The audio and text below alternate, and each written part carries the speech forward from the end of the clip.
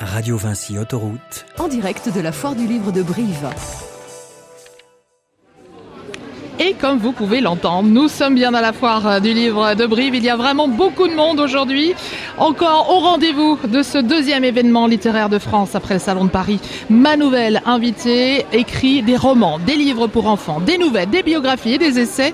Bonjour Sophie Adriansen. Bonjour Caroline. Votre nouveau roman s'appelle Le syndrome de la vitre étoilée, publié chez Fleuve Éditions. C'est l'histoire de Stéphanie et de Guillaume qui, comme la plupart des couples, rêvent d'avoir un bébé. Mais le rêve tourne vite au cauchemar. Stéphanie n'arrive pas à tomber enceinte et ensuite c'est la découverte du monde de la PMA, la procréation médicalement assistée, un parcours du combattant avec ses angoisses, ses espoirs et ses larmes. Sophie Adriansen, c'est un sujet qui vous touche particulièrement.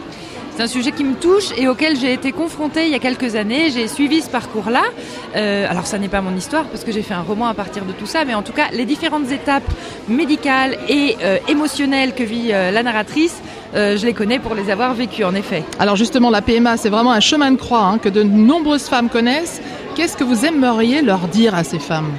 J'aimerais leur dire qu'elles ne sont pas seules, qu'il faut qu'elles s'écoutent elles-mêmes pour savoir vraiment ce dont elles ont envie, qu'il faut qu'elles parlent à leur conjoint et qu'elles n'hésitent pas à aller chercher des appuis autour d'elles, que ce soit dans le cercle amical, familial ou médical si besoin. En tout cas, si on a besoin de se faire accompagner sur le plan psychologique à ce moment-là, il faut le faire parce que c'est pas du tout anodin comme parcours. Alors un mot sur le titre quand même, qu'est-ce que ce syndrome de la vitre étoilée ? La vitre étoilée, c'est la vitre qui est, c'est celle du flipper qui est totalement fendillée, sauf que de loin ça ne se voit pas parce que le cadre de métal maintient les choses en place. Ça veut dire qu'avec une pichenette, on peut tout faire exploser, mais si on regarde rapidement, on se dit non, tout va bien. Et c'est l'état dans lequel est ma narratrice. Alors vous parliez du conjoint. Dans le processus médical de la PMA, l'homme ne semble pas être traité de la même façon. Non, l'homme est là pour fournir une matière, la semence, mais ensuite c'est le corps de la femme qui devient l'éprouvette, le tube à essai.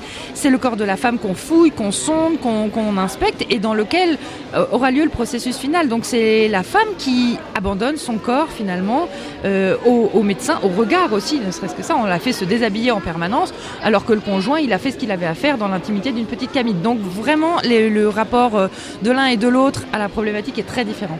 Vous regrettez donc l'absence d'accompagnement psychologique en fin de compte ? Oui, je trouve qu'on devrait prendre ça en compte de la même manière qu'on accompagne sur le plan médical, ça devrait en fait en faire partie. Alors votre héroïne va se reconstruire grâce au yoga, on vous sent passionné par le pouvoir de l'esprit sur le corps, cela pourrait-il être un sujet de l'un de vos prochains projets littéraires ? Oui, c'est le sujet de mon prochain roman, à vrai dire. Je m'intéresse au pouvoir de l'esprit sur le corps pendant la phase de grossesse, ce que l'esprit peut transmettre au bébé qui est en fabrication et à la façon même dont la future mère peut vivre sa grossesse. Un livre, en tout cas à lire d'urgence par les femmes, mais aussi par les hommes qui veulent en connaître plus sur les femmes. Le syndrome de la vitre étoilée est publié chez Fleuve Éditions. Merci beaucoup Sophie Adriansen. Merci Caroline.